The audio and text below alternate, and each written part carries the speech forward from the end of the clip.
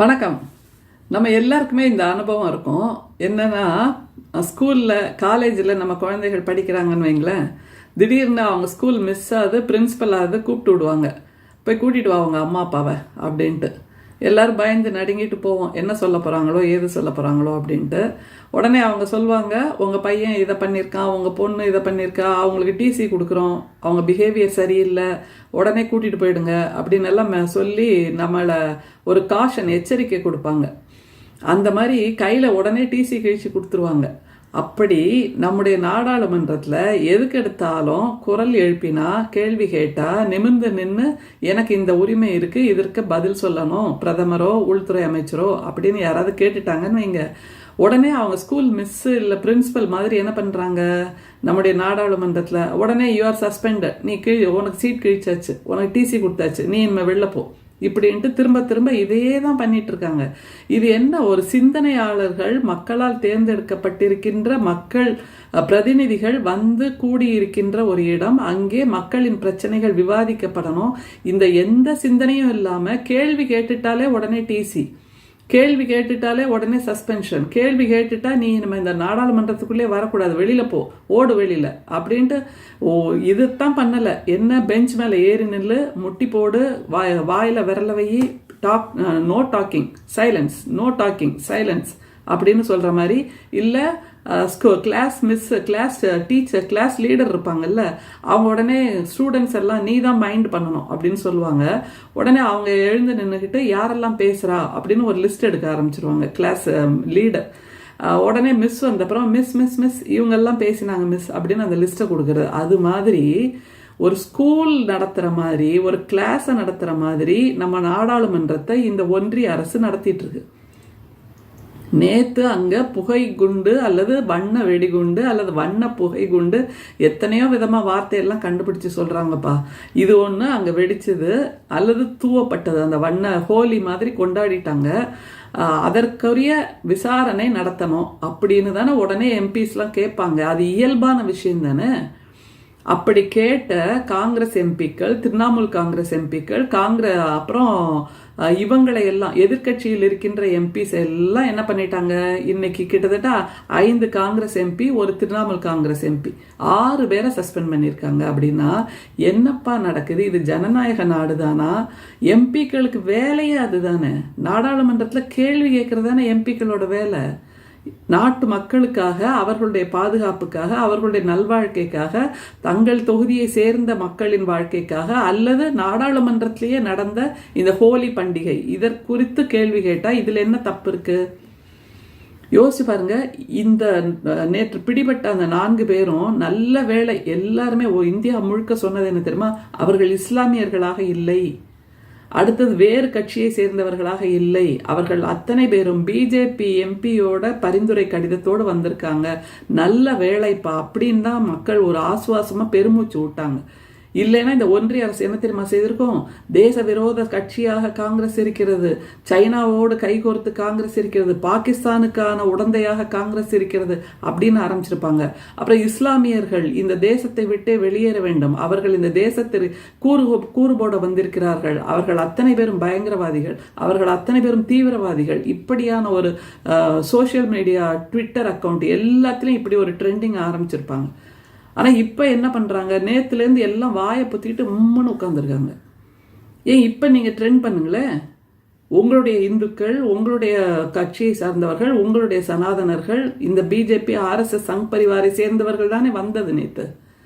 அவங்க எல்லாருமே தேச துரோகிகள், தேசத்துக்கு விரோதமானவர்கள், இந்தியாவை கூறு போடுகிறார்கள், அவர்கள் வெளிநாட்டோரோடு சேர்ந்து சதி செய்கிறார்கள், இப்படியெல்லாம் ஏன் பேச மாட்டேங்கிறாங்க ஆர்எஸ்எஸ் சங் பரிவார்? ஏன் வாயை மூடிட்டு இருக்காங்க? அதை தவிர அந்த நாடாளுமன்றத்தில் இதை பற்றிய விசாரணை உடனடியாக வேண்டும், அல்லது நம்முடைய உள்துறை அமைச்சரோ பிரதமரோ வந்து பதில் சொல்ல வேண்டும் அப்படின்னு கேட்கறது, எதிர்பார்க்கறது என்ன விதத்தில் தப்பு?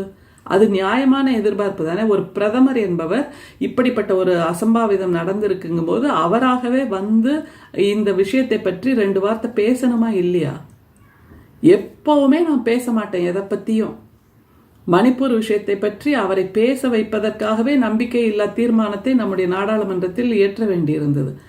இப்படி செய்வது எந்த விதத்தில் ஜனநாயகமாகும்? ஒரு உள்துறை அமைச்சர் அவருடைய பாதுகாப்பு கோட்டை விட்டது, அந்த அமைச்சகம் பாதுகாப்பை கோட்டை விட்டதனால் தானே இந்த ஒரு சம்பவம் நேற்று நடந்தது. அது மாதிரி எல்லா நேரத்திலும் நம்முடைய ஒன்றிய தலைவர் பிரதமர் சொல்வார்ல, என்னுடைய ஆட்சி காலத்தில் இந்தியா மிக பாதுகாப்பாக இருக்கிறது, மிக பாதுகாப்பான கரங்களில் இருக்கிறது, அச்சே தின் வந்தாச்சு, அச்சே தின் வந்தாச்சுங்கிறார். ஆனால் உச்சபட்ச பாதுகாப்பு இருக்கக்கூடிய நாடாளுமன்றத்திலேயே இப்படி ஒரு அசம்பாவிதம் நடந்திருக்குன்னா அதை பற்றி 2 வார்த்தை சொல்றதுல என்ன தப்பு? அதை எதிர்பார்ப்பது எம்பிக்களோட வேலையா இல்லையா? அவங்க எதிர்பார்க்கிறாங்க, கூடவே இந்தியாவில் இருக்கின்ற இந்தியர்கள் நாம் அத்தனை பேரும் எதிர்பார்க்கிறோம்ல, இது எதனால நடந்தது, எப்படி நடந்திருக்க கூடும், மக்கள் பயப்படாம இருங்க, கவலைப்படாம இருங்க, இது கூடிய விரைவில் இது குறித்த பல தகவல்களை வெளியிடுகிறோம் அப்படின்னு ஒரு வார்த்தை சொல்றதுல why don't they own this incident? Why don't they take responsibility to give a reply, proper reply, fitting reply to the citizens of India? That is the prime duty of the Prime Minister. That is the prime duty of the உள்துறை அமைச்சர். அது மாதிரி எதையுமே செய்யாம வெறுமே election டைம்ல தேர்தல் நேரத்தில் பரப்புரை செய்யறது மட்டும்தான் எங்களோட வேலை என்பது போல் உள்துறை அமைச்சரும் பிரதமரும் மேடை ஏறி காங்கிரஸை திட்டுவது அல்லது திமுகவை திட்டுவது அல்லது பொதுமக்களை மதம் பற்றி பேசி, இதை சமயம் பற்றி பேசி, சாதி பற்றி பேசி, ராமரை பேசி, கிருஷ்ணரை பேசி, ஜெய் ஹனுமான் என்று பஜ்ரங் பலியை பற்றி பேசி, இதை பேசுவதற்குத்தான் பிரதமரும் உள்துறை அமைச்சருமா? அதுதானே அவங்க கேட்குற கேள்வி. இதை பற்றி கேள்வி எழுப்பினால் உடனடியாக அவர்கள் உரத்து குரல் எழுப்புகிறார்கள் அப்படின்னா, ஆமா உங்களுக்கு காதலியே கேட்கலையே, அப்போ உரத்து குரல் எழுப்பத்தானே வேணும். இது அவர்களுடைய கடமை இல்லையா? இதை செய்யலைன்னா அந்த தொகுதி மக்கள் என்ன நினைப்பாங்க? இவங்க அந்த வேலையிலிருந்து அந்த அந்த கடமையை செய்ய தவறியவர்கள் என்று நாங்கள் நினைப்பதற்கு வழிவகுக்கும்ல. இப்ப நாங்க சொல்றோம்ல, பிரதமர் தன்னுடைய கடமையிலிருந்து வழி தவறுகிறார், உள்துறை அமைச்சர் தன்னுடைய கடமையை செய்ய தவறுகிறார்னு சொல்றோம்ல, அது மாதிரி எம்பிசியும் சொல்வோம்ல. யோசிச்சு பாருங்க தோழர்களே, திரும்ப திரும்ப சப்பக்கட்டு கட்டாதீங்க. இது எங்கேயோ டெல்லியில் நடந்த ஒரு சம்பவம்னு நினைக்க வேண்டாம். இந்தியா முழுக்க நம்ம வீட்டு பக்கத்தில், நம்ம தெருவில், நம்ம ஊரில் நடக்கிறதுக்கு எவ்வளோ நேரம் ஆயிடும்? அப்போ லபோதிபோன்னு அடிச்சுப்போம்ல. எல்லோரும் ஒருங்கே இணைந்து குரல் எழுப்ப வேண்டும். எம்பிக்கள் கேட்டதில் எந்த விதமான தவறும் இல்லை. ஒரு ராகுல் காந்தியை வெளியில் அனுப்பினோம், அப்புறம் அவர் வழக்கு போட்டு நீதிமன்றத்தின் மூலமாக திரும்ப தன்னுடைய உரிமையை நிலைநாட்டி இருக்கிறார். மிக சமீபத்தில் மொகுவா மொய்த்ராவை வெளியே அனுப்பியிருக்கிறார்கள். இன்றைக்கு திரிணாமுல் காங்கிரஸ் எம்பி டெரெக் ஓப்ரைனை வெளியே அனுப்பியிருக்கிறாங்க. அதே மாதிரி காங்கிரஸ் எம்பி ஜோதிமணி, அப்புறம் கேரளாவிலிருந்து 4 பேர், ரம்யா ஹரிதாஸ், ஈடன் பிரதாபன், குரியகோஸ், இப்படின்னு 4 பேர் குறிவைத்து எதிர்கட்சிகள் இல்லாத ஒரு இடமாக நம்முடைய நாடாளுமன்றத்தை மாற்றிக்கொண்டிருக்கிறார்கள்னா, தவறை சுட்டிக்காட்ட யாரும் இல்லாத போது அந்த அரசன், அந்த தலைவன் நிச்சயமாக தடுமாறி கீழே விழுவான் என்று வள்ளுவரே சொல்லியிருக்கிறார். இது வள்ளுவர் சொன்னதை தாண்டி உலகமெங்கும் பின்பற்றப்படுகின்ற நடைமுறையும் இதுதானே. தவறு செய்தால் அதை சுட்டி காட்டுவதற்கு ஒருவர் வேண்டும். சரி, இது தவறு சரி அதையெல்லாம் விட்டுருங்க.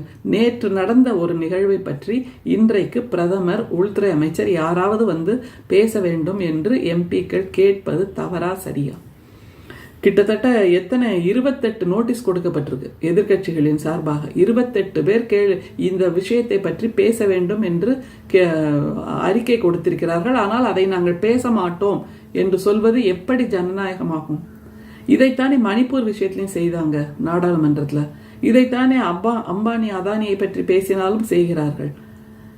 யாருமே இல்லாத ஒரு நாடாளுமன்றத்திற்காக எதற்கு இத்தனை கோடிகளை கொட்டி அங்கே புதிய நாடாளுமன்றம் கட்டப்பட்டது? விவாதங்கள் நடப்பதில்லை, எந்த விதமான உரையாடல்களும் நடப்பதில்லை. வெறுமே குரல் வாக்கெடுப்பு மூலமாக மசோதாக்களை நிறைவேற்றுவது மட்டும்தான் அங்கே நடக்குது. அப்படின்னா இது ஒரு காட்சி அரசியல், வெறுமே ஒரு ஷோ பீஸாக நடத்தி கொண்டிருக்கிறார்கள்.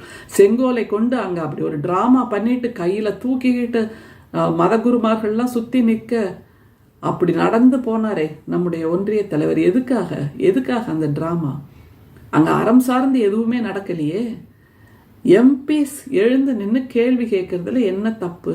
ஒரு பிரதமரும் உள்துறை அமைச்சரும் பொறுப்பேற்று இதற்காக ஒரு பதிலை சொல்ல வேண்டும் என்பது நியாயம்தானே, என்பது இந்திய மக்கள் எதிர்பார்ப்பது தானே.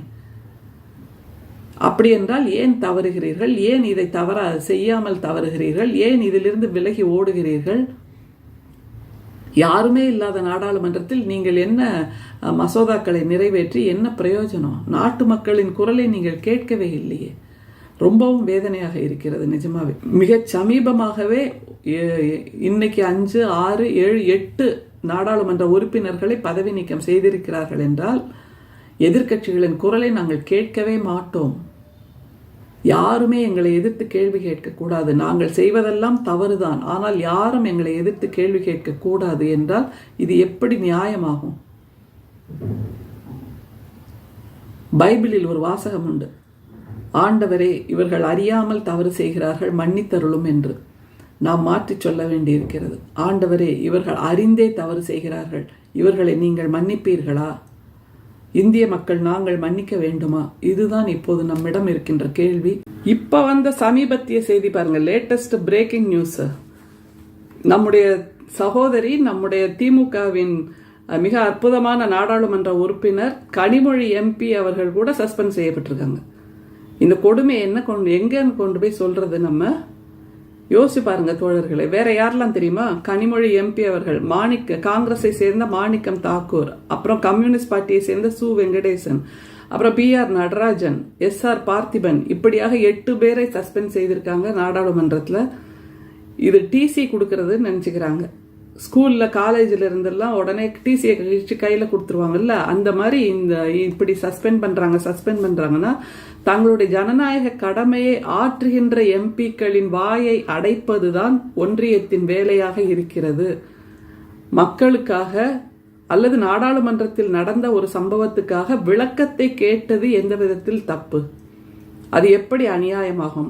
அது எப்படி ஜனநாயக விரோதமாகும்? அதற்காகத்தானே நாடாளுமன்றம் இயங்க வேண்டும். அதற்காகத்தானே பிரதமரும் நம்முடைய உள்துறை அமைச்சரும் விளக்கம் கொடுக்க வேண்டும் என்று இவர்கள் கேட்டார்கள். அதில் எந்த விதத்தில் தவறு இருக்கிறது? அது எந்த விதத்தில் அநியாயம்? அது எந்த விதத்தில் ஜனநாயக விரோதம்? அது எந்த விதத்தில் மக்கள் விரோதம்? எனவே இந்தியா முழுக்க குரலற்ற அமைதி நிலவ வேண்டும். இந்தியா முழுக்க யாருமே கேள்வி கேட்கக்கூடாது, யாருமே எந்த விதமான கேள்வியையும் எழுப்பிவிடக்கூடாது தங்களுடைய செயல்பாடுகளை என்பதாக இவர்கள் நினைத்து கொண்டு ஒரு அராஜக ஆட்சியை நடத்தி கொண்டிருக்கிறார்கள் என்பதற்கு மீண்டும் ஒரு சாட்சிதான் நம்முடைய சகோதரி, நம்முடைய திமுக எம்பி கனிமொழி அவர்கள் சஸ்பெண்ட் செய்யப்பட்டிருப்பது, அல்லது மற்ற காங்கிரஸ் எம்பிக்கள் சஸ்பெண்ட் செய்யப்பட்டிருப்பது, கம்யூனிஸ்ட் எம்பிக்கள் சஸ்பெண்ட் செய்யப்பட்டிருப்பது. எந்த கட்சியும் இருக்கக்கூடாது தங்களோடு என்று இவர்கள் செய்து கொண்டிருக்கின்ற இந்த ஜனநாயக விரோத நடவடிக்கைகளுக்கு நாம் அத்தனை பேரும் நிச்சயமாக முற்றுப்புள்ளி வைத்தாக வேண்டும். இப்படியே காலம் சென்று கொண்டிருக்காது. நம்முடைய நாடாளுமன்ற உறுப்பினர் திருச்சி சிவா அண்ணன் அவர்கள் சொன்னது போல், நம்முடைய இந்த ஒன்றிய அரசு இல்லாமல் போய் இந்தியா கூட்டணி பதவி ஏற்கின்ற நாள் வரும். அப்போது நிச்சயமாக காட்சிகள் மாற வைப்போம். நன்றி, வணக்கம்.